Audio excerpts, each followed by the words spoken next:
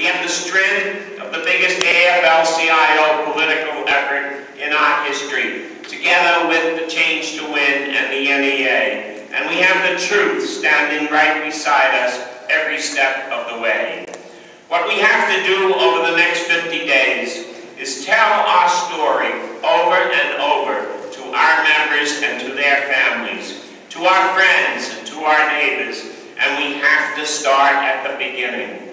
George W. Bush and his administration, aided by right-wing yes-men like John McCain, have run our country for 8 long years against the values and the hopes and the needs of the American people. When terrorists murdered more than 3,000 of our friends and neighbors at the World Trade Center, the American people responded with our prayers, our hearts, our hands, and a pledge not to let terrorism and fear control our lives. The Bush administration, supported by John McCain, responded by exploiting our fears, dragging us into an unjustified war, and using the fog of that war to advance their agenda of tax cuts for the very rich, obscene CEO compensation, and outraged corporate profits. When Hurricane Katrina transformed the Gulf Coast into a swamp of human suffering, our unions and the American people opened our hearts and our pocketbooks. America's cities opened their doors.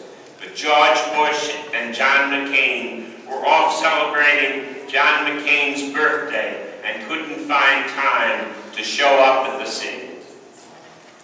The Bush-McCain administration closed its doors and its eyes and its ears, and today the 9th Ward in New Orleans stands almost exactly in the wasteland it was the day after the storm. When our economy began to fail us 30 years ago, America's working families responded by working harder and longer, putting more family members to work and setting records for productivity. American business responded by declaring war on workers and our unions, destroying union organizing drives, and ravaging workers who tried to form and join unions.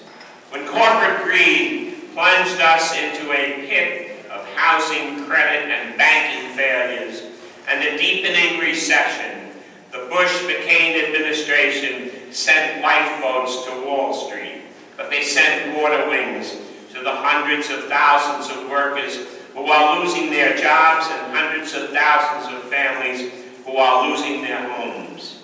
Today, anxious parents are downscaling their dreams for their families, canceling college plans for their children, and turning to bankruptcy as they pray for a better America. Brothers and sisters, we have to start turning around America by electing Barack Obama and Joe Biden.